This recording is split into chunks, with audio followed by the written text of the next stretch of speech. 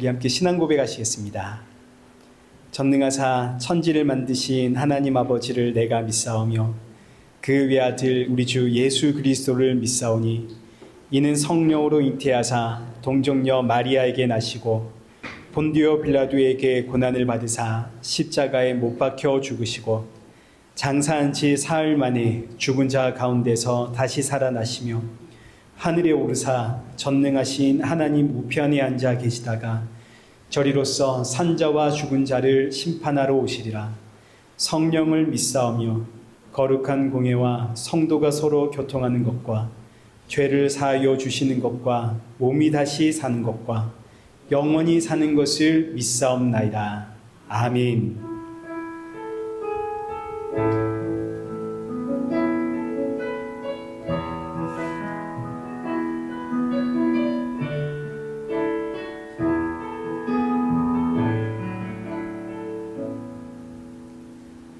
하늘의 문을 여소서 이곳을 주목하소서 주를 향한 노래가 꺼지지 않으니 하늘을 열고 오소서 이곳에 임재하소서 주님을 기다립니다. 기도의 향기가 하늘에 닿으니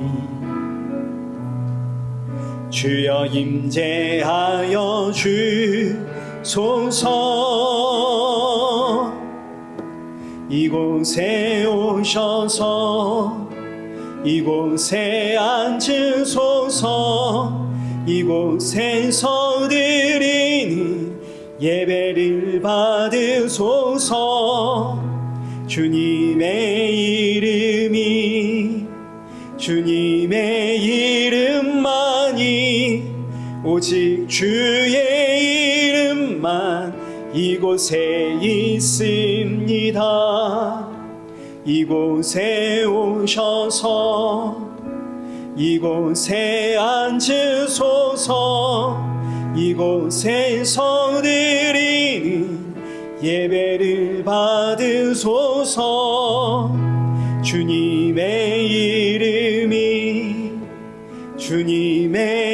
이름만이 오직 주의 이름만 이곳에 있습니다. 우리 이 시간 예배 앞에 서 있는 내 모습을 보면서 오늘의 예배가 지치고 상한 내 영혼의 담비와 같은 말씀이 되어지도록 내 마음의 문을 활짝 열어 주옵소서. 그리고 함께하는 사랑하는 성도들에게도 새 힘과 위로와 안식의 예배가 되게 하여 주옵소서. 이 시간 함께 기도하며 예배의 자리로 나가겠습니다. 기도하겠습니다.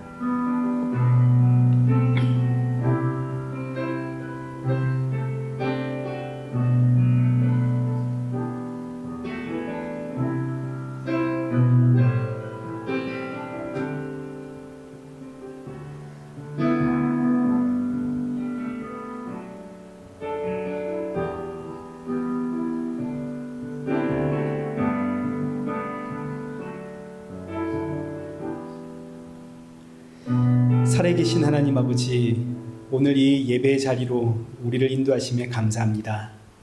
사랑하는 성도들 이 자리에 모였사오니 오늘의 예배가 성도들의 마음속에 참 위로와 평안과 안식의 예배가 되게 하여 주옵시고 주께서 주시는 생명의 말씀 붙잡고 새롭게 시작하는 이 한 주를 살아가며 버텨내며 날이 갈수록 예수님의 십자가의 은혜와 사랑이 더욱더 풍성해지는 우리 성도들 되게 하여 주옵소서.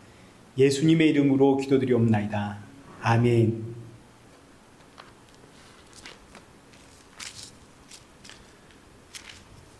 우리 함께 교독문 제86번을 교독하시겠습니다.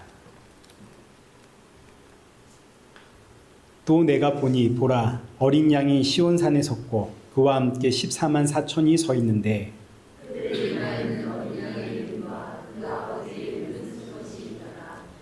내가 하늘에서 나는 소리를 들으니 많은 물소리와도 같고 큰 우레소리와도 같은데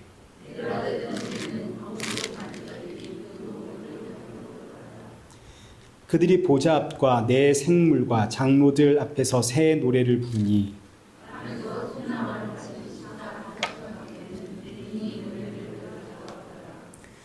이 사람들은 여자와 더불어 더럽히지 아니하고 순결한 자라. 사람 가운데에서 속량함을 받아 처음 익은 열매로 하나님과 어린 양에게 속한 자들이니 그 입에 거짓말이 없고 흠이 없는 자들이더라. 아멘. 우리 찬송가 20장 우리 함께 찬양하시겠습니다.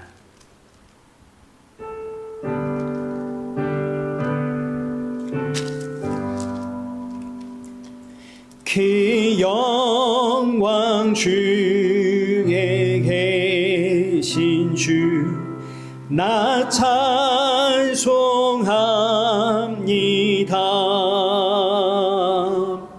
영원히 계신 주 이름 나 찬송합니다.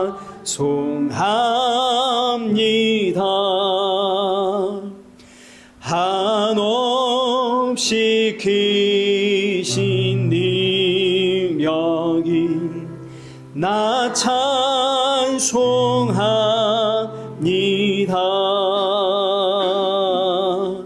참되고 미쁜 그 언약 나 찬송합니다. 온 천지 창조하시던 그 말씀 힘 있어 영원히 변치 않는 줄 나 믿사옵니다.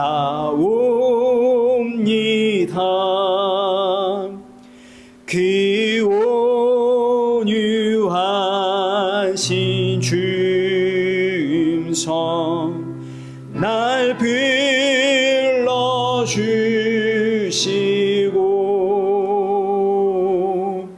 그 품에 품어 주시니 나 찬송합니다.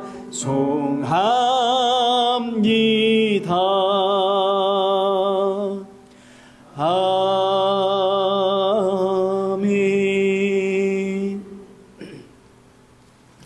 우리 성경 봉독하겠습니다. 우리 오늘 보실 하나님의 말씀 에베소서 2장 4절에서 6절의 말씀입니다. 4절에서 6절의 말씀 한 절씩 교독하겠습니다. 긍휼이 풍성하신 하나님이 우리를 사랑하신 그 큰 사랑을 인하여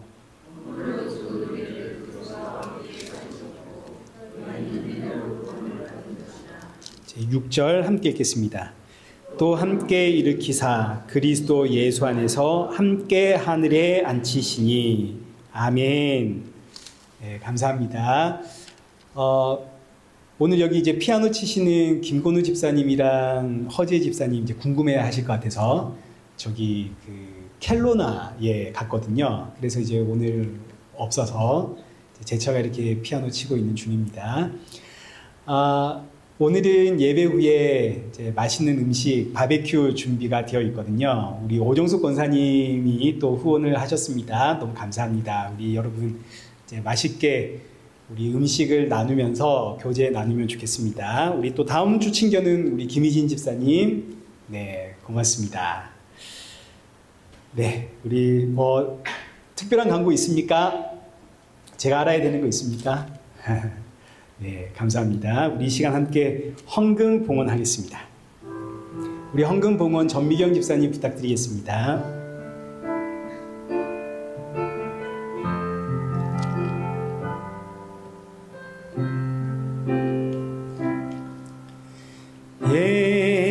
예수 사랑해요.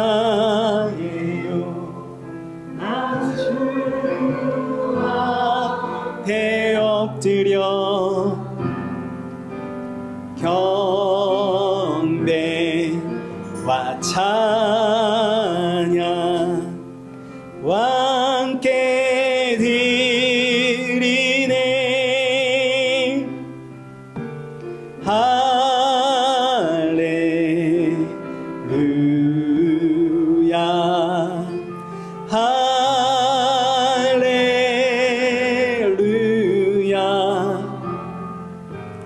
할렐루야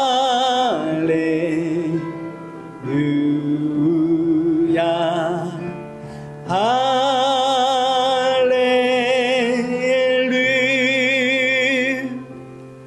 기도하겠습니다. 참 좋으신 하나님 아버지, 지난 한 주간 동안에 우리의 연약함과 완악함 용서하여 주옵시고, 우리가 이 예배를 드릴 수 있는 것은 오직 예수님의 십자가의 은혜로, 그 공로로 예배를 드릴 수 있다는 사실을 꼭 기억하며 이 땅의 꿈과 비전과 뜻을 두지 않고 하나님 나라의 소망을 품고 이 땅에서는 나그네로 살아가는 우리 성도가 되어지도록 마음과 중심을 붙잡아 주옵소서. 이 시간 귀한 예물을 준비하여 드립니다. 헌금을 준비할 때마다 날 위해 십자가에 죽으시고 부활하신 예수님 기억하며 주께 드림이 언제나 나의 기쁨이고 나의 모든 것 주의 것임을 고백하는 성도가 되게 하여 주옵소서. 예수님의 이름으로 기도드리옵나이다. 아멘. 우리 오늘 본문은 에베소서 2장 4절에서 6절의 말씀입니다. 그리스도 예수 안에서 함께라는 제목으로 오늘 본문의 말씀 살펴보겠습니다. 먼저 지난주에는 2장의 시작이 인간은 모두 죄인이다, 죄인 정도가 아니라 모두가 죽은 자다. 왜 갑자기 이렇게 2장이 시작을 하는지 그 이유에 대해서 우리가 살펴보았습니다. 그 이유는 우리가 하나님의 구원의 은혜를 들을 때에 이 구원의 은혜가 우리에게 얼마나 값지고 귀하고 놀라운 것인지 우리가 이게 잘 체감이 되지 않습니다. 왜냐하면 우리는 우리가 얼마나 죄인인가를 잘 모르거든요. 내가 얼마나 죄인인가, 이걸 우리가 깨닫게 되는 만큼 하나님의 구원의 은혜가 커져가기 때문에, 그래서 2장의 첫 시작이 우리가 죄인이다 하고 시작을 하는 겁니다. 이제 에베소서의 구조, 이제 1장을 보시면 1장은 그 전체가 여기 19절의 말씀을 중심으로 진행이 됩니다. 여기 19절 보십시오. 그의 힘의 위력으로 역사하심을 따라 믿는 우리에게 베푸신 그 능력의 지극히 크심, 하나님이 우리에게 베푸신 능력의 지극히 크심이 무엇인가? 1장 전체가 바로 이 이야기를 하고 있는 겁니다. 하나님께서 우리에게 베푸신 그 능력의 지극히 크심은 이러하다. 이래놓고 이제 2장 1절부터 우리는 죽은 자다, 이제 이렇게 시작을 하는 거죠. 우리가 죽은 자라는 것을 아는 만큼 하나님께서 나에게 베푸신 그 은혜가 더욱더 커져가니까, 더욱더 위대해지니까 이제 이걸 깨닫길 바라는 마음으로 이제 이렇게 본문의 문장이 구조가 되었습니다. 자, 그래서 우리는 지난주에 우리가 죽은 자라는 증거는 무엇인가에 대해서 살펴보았습니다. 여기 본문 1절과 2절 보시면 저와 여러분이 죽은 자다라는 증거는 우리가 이 세상의 풍조를 따라 살아가는 것을 보니까 알 수가 있습니다.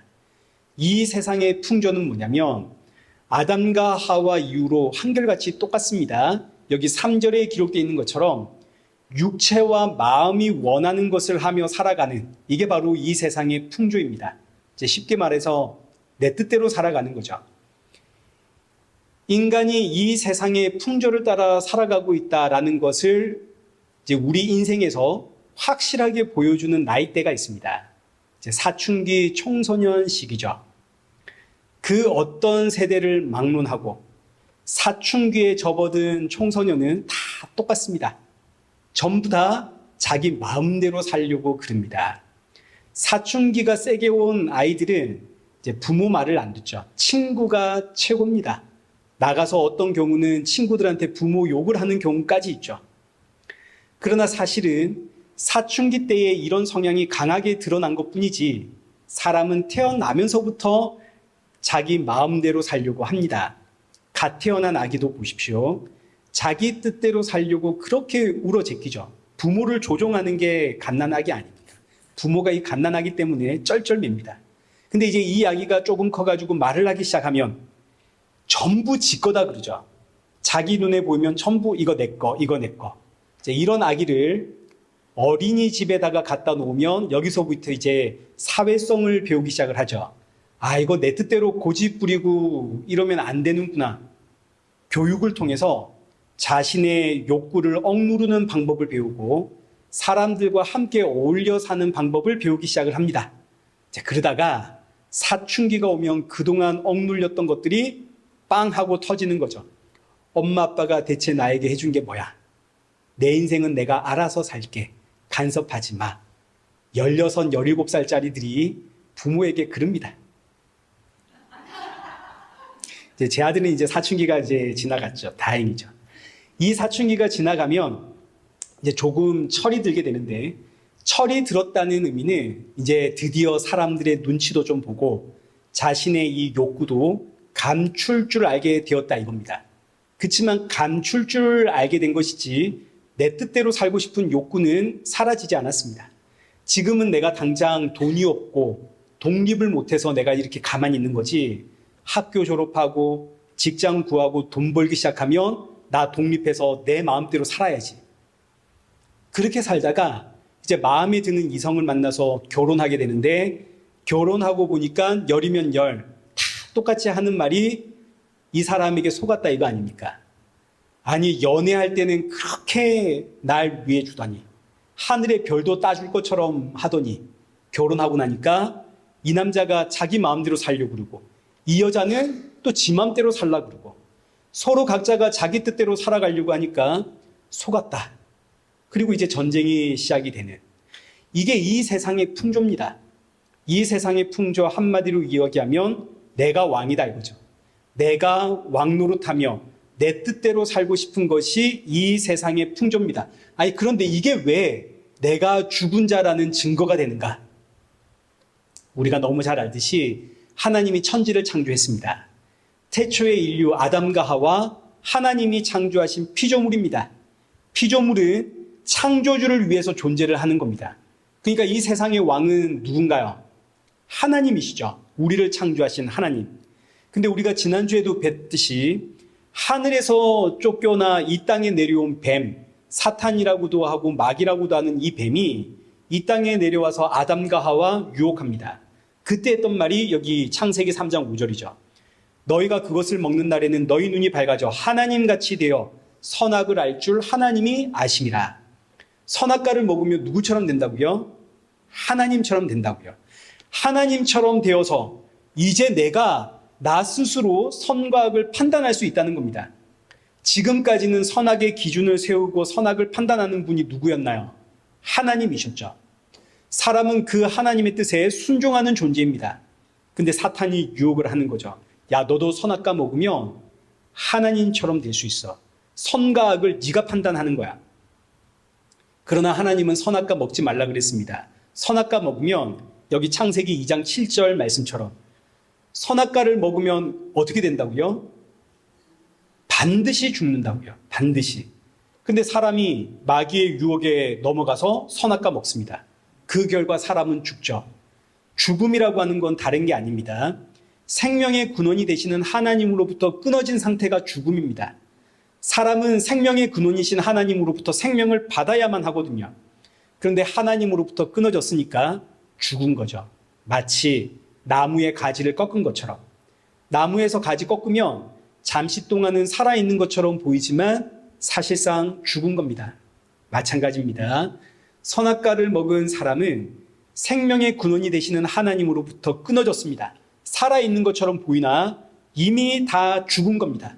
그리고 이 죽은 것의 증거는 뭐냐면 이제 내가 내 기준으로 선과 악을 판단합니다. 내가 왕노릇을 합니다.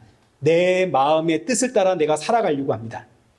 참된 왕이신 하나님으로부터 끊어지니 이제 내가 왕노릇하는, 이게 바로 이 세상의 풍조고, 이런 세상의 풍조로 살아가는 나를 보니까 나는 죽은 자가 틀림없구나. 이 세상에 많은 분들이 교회에 대한 오해를 하는데, 어떤 오해를 하냐면 하나님을 믿고 교회 나가서 기도하는 것도 결국은 이 세상에 복을 받으려고 하는 거 아니냐?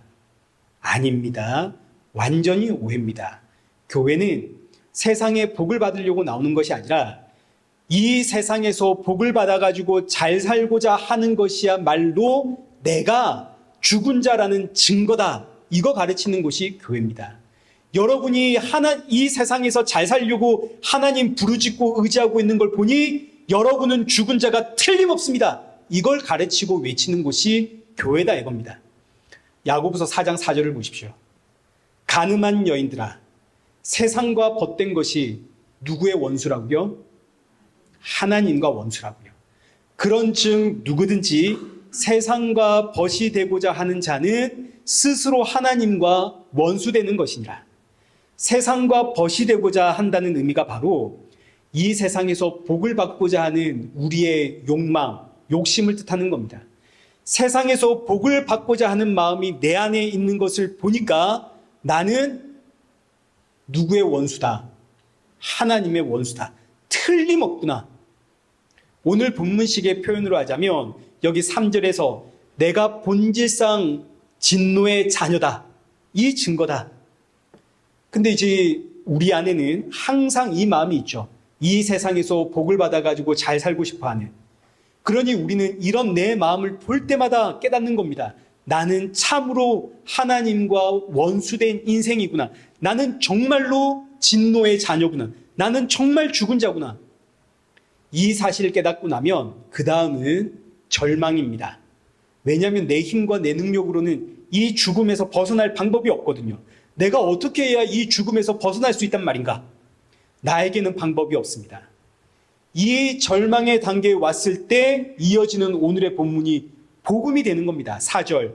긍휼이 풍성하신 하나님이 우리를 사랑하신 그 큰 사랑을 인하여 우리를 어떻게 했다?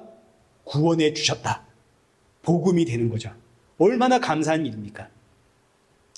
여기 4절에서 긍휼이라고 하는 단어는 불쌍히 여기다라는 뜻이거든요. 하나님이 우리를 불쌍히 여겨서 우리에게 하나님의 사랑을 주었다 이겁니다. 근데 여기서 이 불쌍히 여기다, 긍휼 이 단어는 사람의 편에서는 사용할 수가 없는 단어입니다. 왜냐하면 이제 이 단어의 의미는 상대방의 모든 것을 알고 있기 때문에 긍휼이 나온다, 불쌍히 여김이 나온다 이런 뜻이거든요. 그래서 사람에게는 쓰일 수가 없습니다. 왜냐하면 사람은 상대방을 온전히 헤아려 이해할 수가 없거든요. 부부 사이를 보십시오.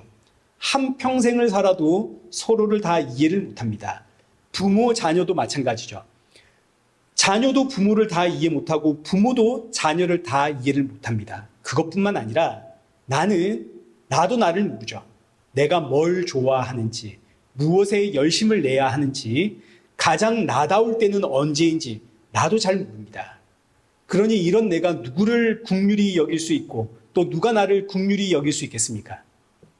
그렇기 때문에 이 긍휼, 불쌍히 여기다 이 단어는 사람에게서 쓸 수 있는 단어가 아니라 하나님만 쓸 수 있는 단어가 되는 겁니다. 오직 하나님만 나를 아시거든요.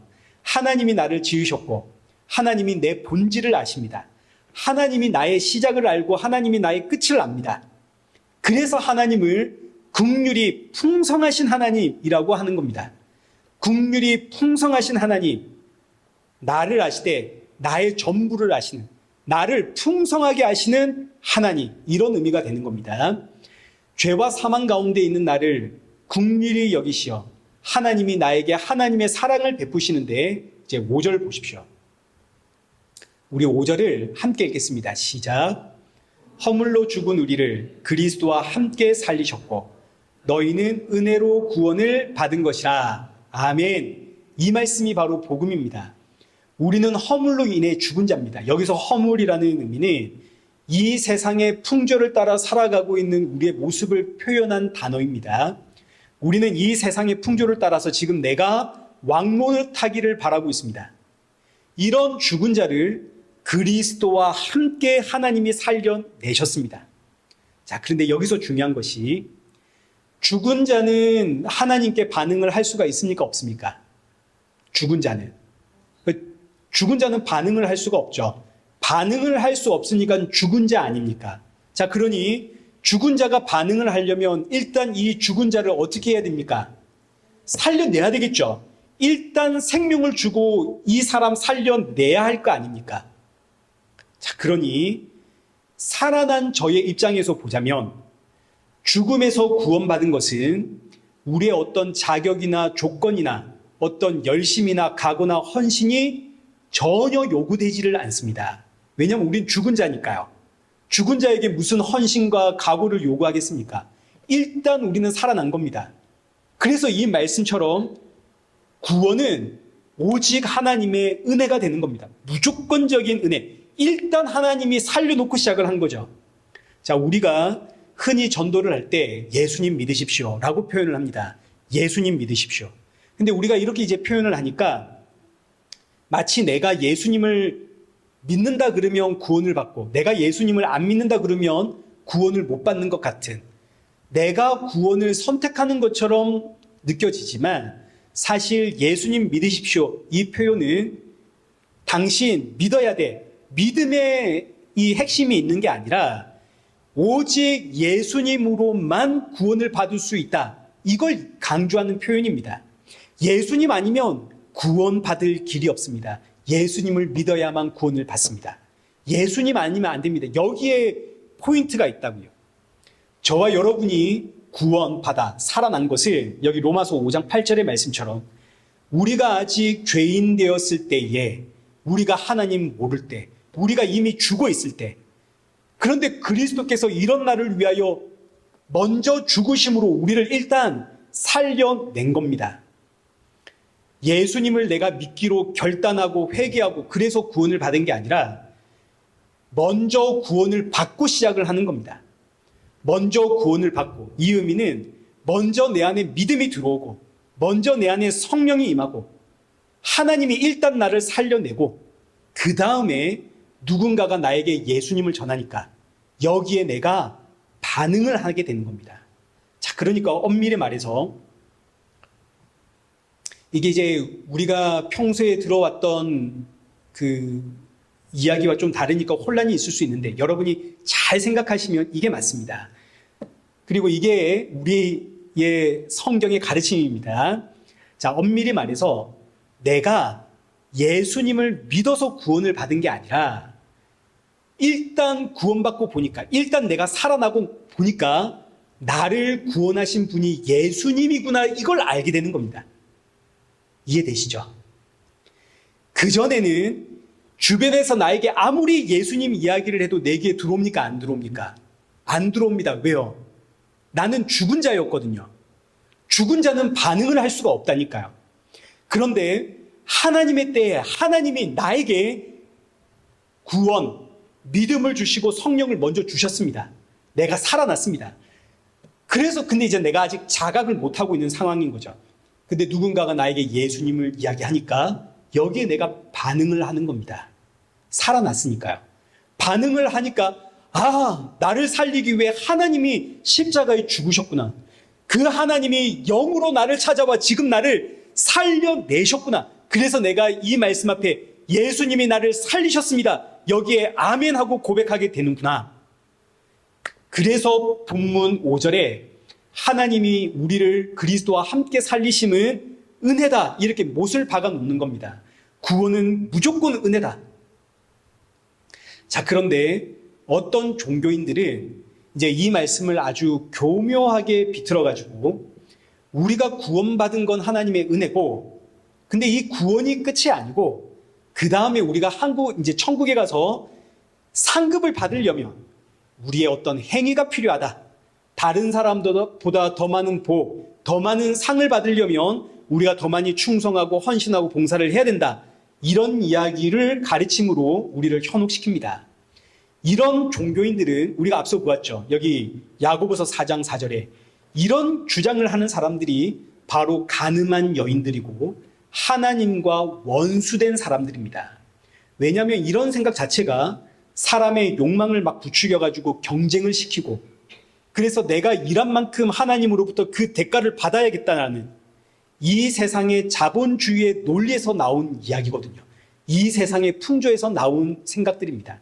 이건 정말 악한 생각이고 하나님을 대적하는 적그리스도들의 이야기입니다. 천국에 가가지고 상해 차별 이야기를 하면 거기가 어떻게 천국이 되겠습니까? 그럼 이제 천국은 시기, 질투, 좌절, 낙심, 지옥입니다. 아, 내가 왜 그때 더 열심히 일을 안 했을까? 그래서 나는 이것밖에 못 받았네. 상해 차별이 있으면 여기서 내가 후회하지 않겠습니까? 천국 갔는데 후회가 있는 천국, 지옥이죠. 야, 나는 이만큼 상 받았는데 너 요것밖에 안 받았네? 자기 자랑이 나오고 자기 교만이 나오면 거기는 지옥입니다. 그럼 이제 성도가 받는 상은 무엇인가? 요한계시록 4장 1절 한번 보십시오. 사도 요한이 밤무섬에서 하나님의 그 부르심을 받아가지고 천국의 환상을 봅니다. 영이 천국에 간 거죠. 천국에 가서 보니까 여기 4절, 또 보좌에 둘려 24보좌들이 있고 그 보좌들 위에 24장로들이 흰옷을 입고 머리에 금관을 쓰고 앉았더라. 천국에 가보니까 24장로들이 머리에 금관을 쓰고 앉아 있는 겁니다. 여기서 24장로들은 하나님의 백성을 상징하는 표현입니다. 구약에서 하나님의 백성은 12지파, 신약에서 하나님의 백성은 12제자로 표현이 되거든요. 12라고 하는 숫자 자체가 하나님의 백성을 상징하고 있기 때문에 구약의 12, 신약의 12 합쳐가지고 24. 그래서 이제 성경에 24장로들이 나오는 겁니다. 여기 24장로들은 신구약을 통틀어 모든 하나님의 백성을 상징하는 겁니다. 자, 그런데 이들의 머리에 지금 뭐가 쓰여져 있나요? 금관이 있죠. 그러니까 이 의미는 천국 갔더니 저마다 상을 하나씩 다 받은 겁니다. 금관을 쓰고 있다. 이 땅에서 주를 위해 열심을 낸 만큼 각자 천국에서 상을 받아가지고 머리에 금관을 쓰고 있다고요. 이제 모르긴 해도 각자 머리에 쓰고 있는 금관이 다 다를 겁니다. 어떤 사람은 뭐 크고, 어떤 사람은 작고, 어떤 사람은 아주 그냥 눈곱만한, 새끼손가락만한 금관 쓰고 있고, 또 어떤 사람은 그 무늬도 다르겠죠. 그렇지 않겠습니까? 이렇게 금관을 쓴 24장로들이 보좌에 앉아 있는데 여기에 예수님이 오십니다. 너와 나를 살리기 위해 하늘 영광 버리고 이 땅에 오신 하나님, 너와 나를 살리기 위해 십자가에 죽으시고 부활하신 그 하나님, 그 예수님이 24장로들 사이에 왔습니다. 그러자 10절입니다. 24장로들이 보좌에 앉으신 이 앞에 엎드려 세세토록 살아계시는 이에게 경배하고 어떻게 했다고요? 자기의 관을 보좌 앞에 드리며 이르되 우리 주 하나님이여 영광과 존귀와 권능을 받으시는 것이 합당하오니 주께서 만물을 지으신지라 만물이 주의 뜻대로 있었고 또 지으심을 받았나이라 하더라. 이게 무슨 이야기냐면 천국에 간 하나님의 백성들이 저마다 자기 머리 위에 씌워져 있는 이 금관을 보면서 서로 비교하는 겁니다. 누가 크냐 누가 작냐. 막 어떤 사람은 자랑하고 어떤 사람은 자기 금관 보면서 실망하고 이랬을 거 아닙니까? 이렇게 그냥 아수라장이 되어 있는데 이 자리에 예수님이 오시니까 예수님을 보는 그 순간 깨닫는 겁니다. 이 금관은 내게 아니구나. 천국의 상급은 이 금관이 아니구나. 나의 주 예수님을 만나는 것, 그분과 얼굴과 얼굴을 맞대어 보면서 그분과 교제를 나누는 이게 바로 내의 상급이구나. 그래서 이 자리에 모여있는 모든 사람들이 각기 자기 자리에서 일어나 그 예수님 발 앞에 엎드리고 자기 머리에 씌어있는 관을 예수님 앞에 드리는 겁니다. 이건 내 상급이 아닙니다. 예수님이 나의 상급입니다. 우리 주 하나님이여 영광과 존귀와 권능을 받으소서. 예수님이 우리의 상급입니다. 아멘 하십시오. 자, 이제 다시 본문으로 돌아가서 5절입니다. 이제 죽었던 우리가 그리스도와 함께 살아났습니다. 죽은 우리가 살아났거든요. 자, 이때 우리가 알아야 되는 거. 나는 그대로입니다. 단 하나, 살아났다는 것이 하나님에 대한 감각이 살아난 겁니다. 죽은 나에게 생명이신 성령이 임하면 어떤 극적인 변화가 일어나는 게 아니라 하나님에 대해서, 예수님에 대해서 원래 내 안에 없었던 새로운 감각이 내 안에 살아난 겁니다. 그전에는 나는 나를 위해 살았거든요. 하나님에 대해서, 예수님에 대해서 조금도 생각을 해보질 않았습니다. 근데 내 영이 살아나니까, 내 안에 주의 영이 임하니까 세상에 나는 예수님을 위해 살아가는 존재구나라는 사실을 깨닫게 되는 겁니다. 근데 이 감각은 생겼는데, 내가 이 사실은 알게 되었는데 내 육신이, 이 몸이 이걸 못 따라갑니다. 내가 예수님을 위해 살아가야 된다는 건 알았는데 내 몸이 이걸 못 받아들이는 거죠. 왜냐하면 내 몸은 자꾸만 내 욕망을 따라 살아가라고 부추깁니다. 이를 통해서 나는 정말 죄인이구나. 이걸 깨닫는 겁니다. 자, 그러니 보십시오.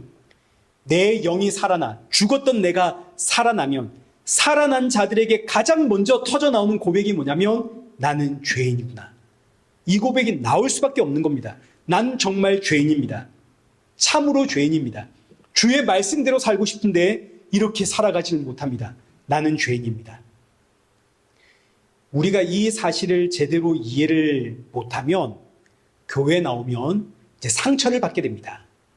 교회 나왔더니 세상에 권사님 어떻게 저럴 수 있나? 아이 저 장로님 어떻게 저러나? 아이 목사님 어떻게 저러나? 사람에게 막 상처를 받습니다. 그러나 여러분 이 사실을 알면 우리가 상처받을 게 없습니다. 왜냐하면 성도는 원래가 왔다 갔다 하는 거거든요. 어떤 날은 막 예수님을 위해서 막 열심을 내고 충성헌신 목사를 했다가 어떤 날은 나 봉사했다가 자존심 상해가지고 막 불평을 하고 그래서 뭐 아무것도 안 했다가 또 어떤 날은 막 예수님 묵상하고 막 감사해가지고 찬양했다가 어떤 날은 죽을 상을 쓰고 괴롭고 힘들다고 원망하고 불평했다가 성도는 원래가 왔다 갔다 하는 겁니다. 예수님을 믿는 그 순간 막 우리가 거룩해지고 의로워지고 막 신실해지고 그렇지 않습니다. 예수님을 믿는 그 순간 내 안에 생긴 것은 오직 하나, 성령을 통해서 예수님을 믿는 믿음이 내 안에 생긴 겁니다. 그 다음은 그 성령님과 함께 하나씩 하나씩 만들어가야 되는 겁니다. 그리고 이 만들어가는 과정 속에서 내 안에 새로워진 나와 원래의 나가 충돌하게 되는 겁니다. 그래서 살아난 성도는 전쟁이 시작이 되는 겁니다. 내 안에서. 속이 시끄럽습니다. 이걸 사도 바울이 이렇게 표현했죠. 우리가 너무 잘 아는 말씀입니다. 로마서 7장 21절. 그러므로 내가 한 법을 깨달았노니 곧 선을 행하기 원하는 나에게 악이 함께 있는 것이로다. 내 속사람으로는 하나님의 법을 즐거워하되 내 지체 속에 있는 한 다른 법이 내 마음의 법과 싸워 내 지체 속에 있는 죄의 법으로 나를 사로잡는 것을 보는도다. 오라 나는 공고한 사람이로다. 이 사망의 몸에서 누가 나를 건져내랴. 이 고백이 죽었다 살아난 구원받은 성도의 정확한 상태입니다. 이 사실을 알아야 우리가 신앙생활하면서 좌절하지 않습니다. 상처받지 않습니다. 실족하지 않습니다. 예수님을 믿는데 자꾸 내 모습을 보니까 나는 왜 이 모양인가? 이게 정상입니다. 정상.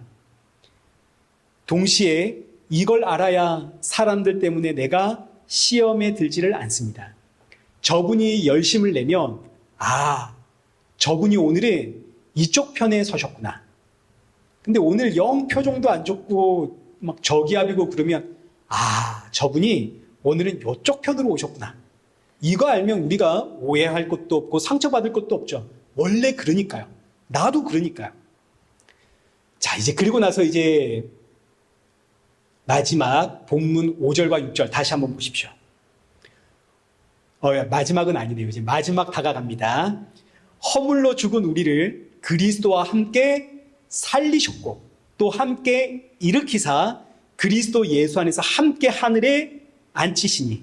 자, 우리가 앞서 죽은 자를 살려내는 게 구원이라고 배웠습니다. 내가 예수님을 믿어가지고 구원을 받은 게 아니라 죽은 나를 하나님이 먼저 살려내신 것이 구원입니다. 그러니까 구원은 현재 나에게 일어난 사건이 아니라 나도 모르는 과거에 이미 일어난 사건입니다. 구원은. 이해되시죠? 내가 지금 예수님을 믿어서 구원을 받았다는 것을 내가 지금 이제 자각한 것이고 사실 나의 구원은 언제 시작이 됐냐면 나도 모르는 과거에 이미 일어난 사건입니다. 그래서 오늘 본문 여기 5절과 6절이 성도의 구원에 대한 이야기인데 이 말씀들이 전부 다 과거 완료형으로 기록이 되는 겁니다. 허물로 죽은 나를 그리스도와 함께 살리셨고 그리스도와 함께 일으키셨고 예수 그리스도와 함께 하늘에 앉히셨다. 이게 전부 과거 완료형입니다. 자, 그런데 한번 생각해 보십시오. 예수님이 십자가에 죽으신 것은 역사적으로 2000년 전에 일어난 과거, 너무너무 옛날에 일어난 사건입니다. 그때 나는 없었습니다. 반대로 예수님과 함께 하늘에 앉혀질 것은 앞으로 일어날, 장차 일어날 미래의 일입니다. 그런데 성경을 이거 전부 다 뭉뚱거려가지고 과거 완료형으로 쓰고 있습니다. 왜일까요? 그 이유는 우리의 구원은 창세전에 이미 예정된 것이기 때문입니다. 창세전에 나의 구원이 이미 예정이 되었고 확정되었다. 우리가 앞서 다 살펴본 이야기 아닙니까? 에베소서 1장 4절. 곧 창세전에 그리스도 안에서 우리를 택하사 우리로 사랑 안에서 그 앞에 거룩하고 흠이 없게 하시려고 그 기쁘신 뜻대로 우리를 예정하사 예수 그리스도로 말미암아 자기의 아들들이 되게 하셨으니. 자, 그러니까 우리의 구원은 거슬러 올라가면 어디로 올라갑니까? 창세 전으로 가는 겁니다. 창세 전에 우리의 구원은 이미 이루어졌습니다. 창세 전에 예정했다는 의미는 창세 전에 이미 완료가 되었다는 뜻이거든요. 왜냐하면 하나님은 과거, 현재, 미래가 없거든요. 하나님은 말씀하신 즉 성취입니다. 하나님께서 계획하시면 그게 바로 결과입니다. 그러니 하나님이 예정하시면 그게 성취가 되는 거죠. 따라서 우리의 구원은 엄밀히 말해서 창세 전에 이미 확정되었고 창세 전에 이미 완성이 된 겁니다. 그래서 오늘 본문에서 구원을 이야기할 때 그 시제가 전부 다 과거 완료형이 되는 겁니다. 창세 전에 이미 완료되었다. 여러분, 이 말씀은 묵상할수록 은혜의 말씀입니다. 왜냐하면 창세 전에 예정이 없으면 우리 하나님은 즉흥적이고 충동적인 하나님이 됩니다. 그리스 로마 신화에 나오는 신들 아시죠? 전부 그 신들은 즉흥적이고 충동적인 신들입니다. 그래서 사람들이 이 그리스 로마에 나오는 신들을 살살 달래가지고 신들로부터 내가 원하는 것을 쟁취해냅니다. 그러나 하나님은 아닙니다. 하나님은 신실하십니다. 창세 전에 예정하시고 그 일을 완성해내십니다. 창세전 예정이 우리에게 없다면 하나님은 우리의 조건을 보고 우리를 구원하게 됩니다. 구원받을 자격이 있나 없나 한번 보자. 그럼 이 땅에 구원받을 인생 아무도 없습니다. 그렇지만 창세전에 이미 예정을 하셨기 때문에 내가 어떤 사람이든 하나님이 나를 예정하셨기 때문에 하나님이 나의 구원을 이루어내시는 거죠. 얼마나 감사한 일입니까? 근데 무엇보다 이것보다 더 감사한 것은 여기 5절과 6절 여기 말씀 보시면 그리스도 예수 안에서 함께, 이 단어가 지금 여기 5절과 6절에 3번이나 등장을 하거든요.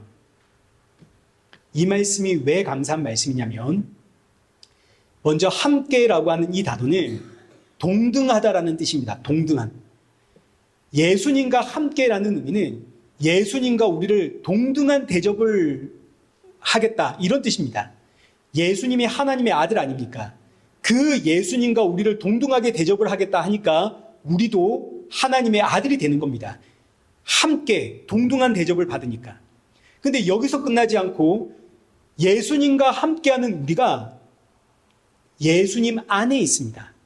예수님 안에 있으니까 우리는 어디를 가든 예수님과 함께 예수님과 동등한 대접을 받지만 책임이 없습니다. 우리에게는. 왜냐하면 우리가 예수님 안에 있거든요. 예수님 안에 있으니까 어떤 문제에 대해서 모든 책임은 누가 지시나요? 예수님이 지시죠. 나를 품고 있는 예수님이 책임을 지십니다. 그러니까 나는 아무런 책임 없이 그저 누리기만 하면 되는 겁니다. 예수님과 함께 천국의 모든 것을 예수님과 동등한 입장으로 그저 누리기만 하는데 책임은 없습니다. 세상에 이것보다 더 좋은 말씀이 어디 있습니까? 그래서 천국을 천국이라고 하는 겁니다. 우리가 가면 모든 걸 누리거든요. 예수님과 함께. 그런데 책임질 건 아무것도 없습니다. 그래서 천국입니다. 그러나 그렇기 때문에 이 땅에서는 고난을 받습니다. 왜일까요? 예수님과 함께 천국에서 동등한 대접을 받으며 모든 좋은 것을 값없이 누리지만 이 땅에서는 예수님과 함께 동등한 대접을 받게 되면 예수님 이 땅에서 받은 대접을 나도 받을 거 아닙니까? 예수님 이 땅에서 어떤 대접 받았나요?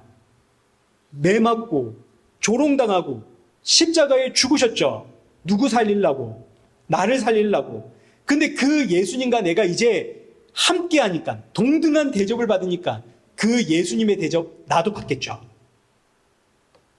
예수님이 이제는 나를 통해서 누군가를 살려내시는데 예수님이 받았던 그 대접을 받게 함으로 누군가를 살려낸다 이겁니다. 그러니까 이제 우리는 예수님과 함께 하기 때문에 상대방에게 져줘야 되고 속아줘야 되고 당해줘야 되는 겁니다. 그래서 우리에게 고난입니다. 왜냐하면 나는 져주기 싫거든요. 나는 속아주기도 싫고 나는 이기고 싶습니다. 나는 바보처럼 살기 싫습니다. 알면서도 누군가에게 당해주는 건 내 자존심이 허락하지 않습니다. 그러나 예수님과 함께하기 때문에 져주는 연습을 해야 되고 속아주는 연습을 해야 됩니다. 한 영혼에게 예수님 증거하기 위해서. 왜냐하면 우리가 지금 예수님과 함께하고 있으니까. 로마서 8장 17절 보십시오. 그리스도와 함께한 상속자니, 우리가 예수님과 함께한 상속자, 예수님과 동등한 대접을 받고 있다 이겁니다. 그래서 예수님과 함께 하늘에서는 영광을 받을 것이지만 동시에 이 땅에서는 뭐를 받는다고요? 고난을 받는다고요.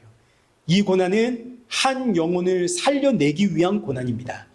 골로새서 1장 23절 보십시오. 나 바울은 이 복음의 일꾼이 되었노라. 나는 복음의 일꾼입니다. 그렇기 때문에 24절에 나는 이제 너희를 위하여 받는 괴로움을 기뻐하고 그리스도의 남은 고난, 한 영혼을 살리기 위해 받는 그 고난을 내가 몸된 교회와 그리고 너희를 위해 내 육체에 채우겠노라. 사도 바울이 예수님과 함께 하니까 이 땅에서 한 영혼에게 그 예수님 증거하기 위해 기꺼이 나는 고난을 받는다. 그러나 이 땅에서는 예수님과 함께 고난을 받지만 하나님의 나라에 가면 예수님과 함께 모든 것을 누립니다. 얼마나 감사한 일입니까? 그래서 로마서 8장 18절 생각하건대 현재의 고난은 장차 우리에게 나타날 영광과 비교할 수가 없도다. 이제 사도 바울이 이 이야기를 하는 거죠.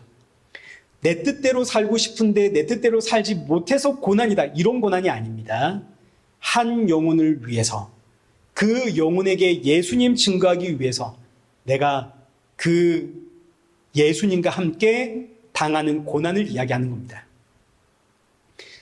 한 영혼을 살리기 위해서 예수님과 함께 기꺼이 오늘의 고난을 짊어지는 이게 바로 성도의 삶입니다.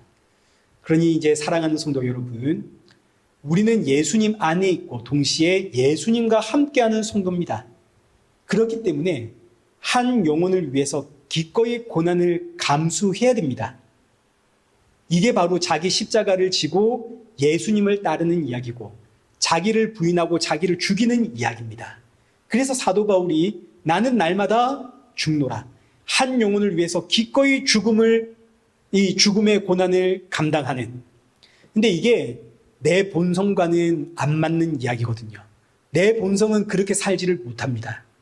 그렇기 때문에 뭐 해야 됩니까? 기도해야 되는 거죠. 그렇기 때문에 기도한다고 끝나면 안 됩니다.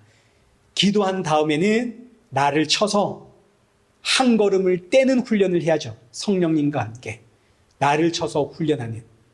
그래서 기꺼이 예수님과 함께 고난을 감당하는 복된 저와 여러분 되시길 축원합니다. 살아계신 하나님 아버지, 우리에게 간절히 바라고 바라는 소원이 있습니다. 우리를 구원하신 이 놀라운 구원의 은혜를 사랑하는 내 가족과 이웃들이 함께 누리며 감사할 수 있기를 원하고 원합니다. 우리의 기도를 들으시고 하나님의 때에 사랑하는 가족과 이웃들, 예수님의 십자가 복음에 반응하는 구원의 은혜 허락하여 주옵시고 이를 위해서 기꺼이 고난을 감당하며 복음을 증거하는 성도가 되어지도록 우리를 연단하시고 훈련하여 주옵소서. 새롭게 시작하는 이 한 주도 매 순간 예수님으로 충만한 성도가 되게 하시고 우리의 입술에서 더 많은 감사와 더 많은 찬양의 고백이 힘차게 흘러내리도록 성령의 충만함 부어 주옵소서. 예수님의 이름으로 기도드리옵나이다. 아멘. 이제는 우리 주 예수 그리스도의 은혜와 성부 하나님의 크신 사랑과 성령 하나님의 위로교통 충만하심이 내게 맡기신 증인된 사명에 충성하며 주님 만날 그날 사모하며 기다리는 우리 일회교회와 성도들과 온 세계 교회 머리머리 위에 이제로부터 영원토록 함께 있을지어다. 아멘.